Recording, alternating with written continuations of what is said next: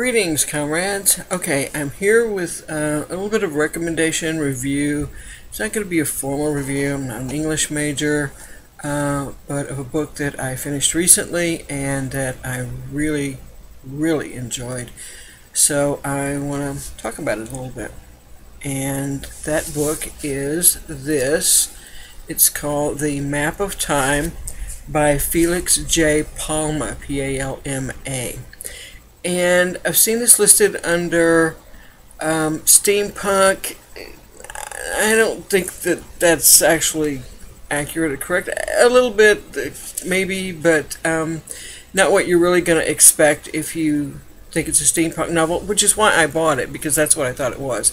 But also it sounded intriguing. It does have H.G. Wells in it as one of the characters, and so it takes place in the Victorian era London, and I suppose in a way it could be considered an urban fantasy.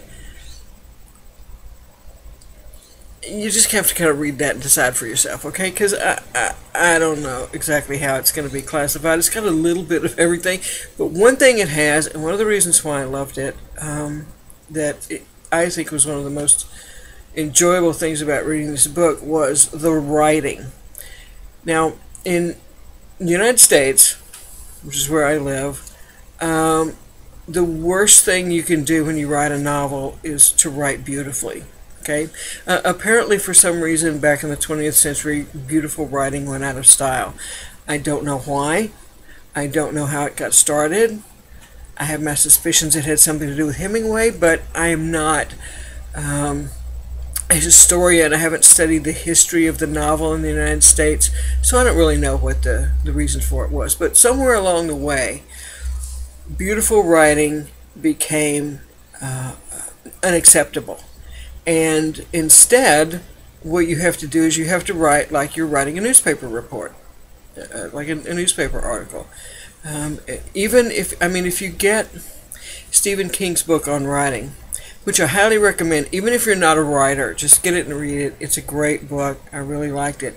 And he talks in there about what he learned when he was a newspaper reporter. And that's the way he writes. And that's kind of the style that's accepted and taught and proliferated in the U.S. at this time. And maybe in other places as well.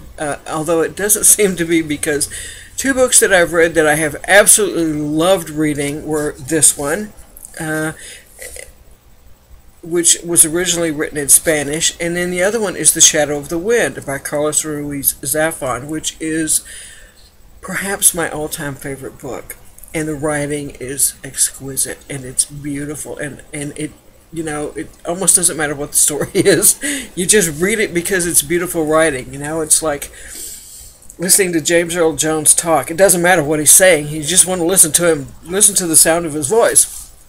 Well, this fortunately also has good stories to go along with it. It's broken up into 3 parts, and it is a mammoth book. You can see this quality paperback is, I think, I actually read the mass market paperback, which was just a couple of pages under 700 pages long.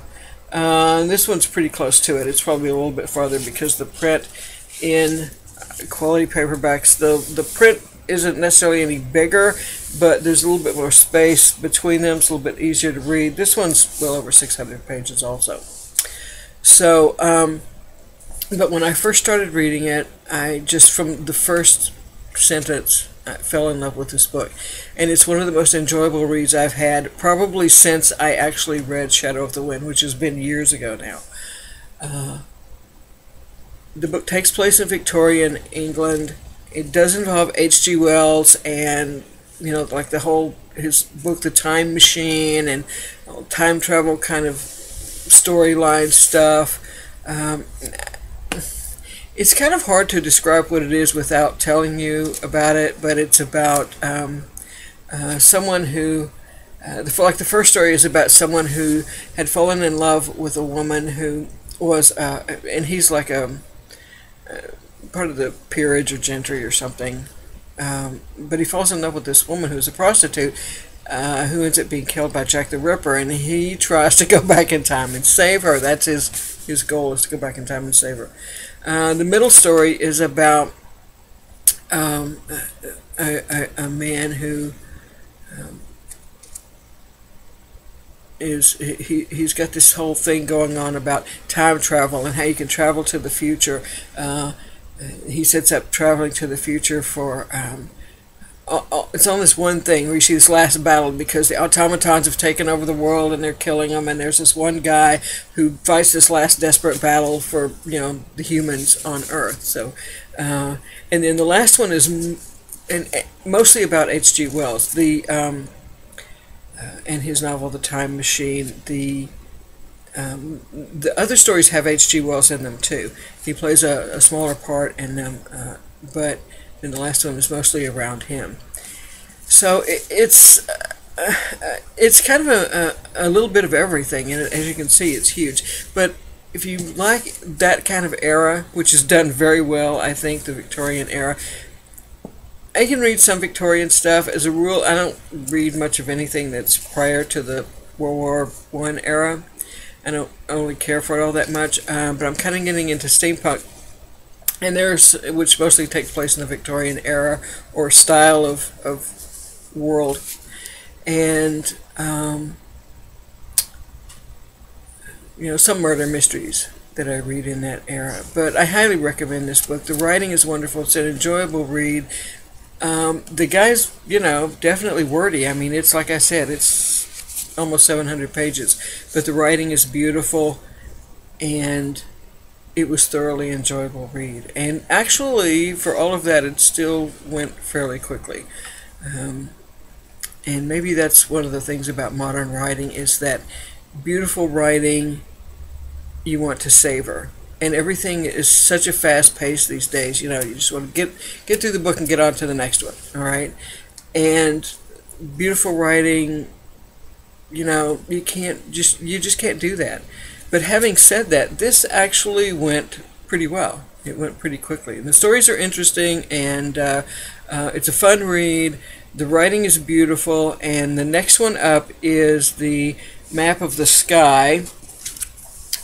Also, one of the things I love about this is the cover. It's pretty cool. And the next one is The Map of the Sky, which is this one that he wrote. And the cover is a little bit different because the cover of this one is all glossy. The first one was matte, and I liked the matte better. But it's still a great image, and I'm looking forward to reading it as well. I'm going to wait a little bit, try to read a few other things in between. It's kind of hard because, as I said, I loved the writing, so I'm really looking forward to this story. I have no idea what this story is about. I don't care what it's about. It was like I didn't care what the second book in Carlos Ruiz Zafón's trilogy was about. I was going to read it because it was wonderful. So that's my review of that. The Map of Time by Felix J. Palma. I highly recommend it, but like I said, it goes fairly quickly, but it's a delight to read. Not just for the story, because everything is so plot-oriented these days, but it's got good stories, but it's also beautiful writing. And if you're someone who appreciates that, definitely check that book out, because I just thoroughly enjoyed it. It was wonderful. Okay, so that's my review for now. I've yammered on a bit too long already, probably, so got another book I'm going to review. I may post it today or later this week. That's it. Happy reading. Happy trails.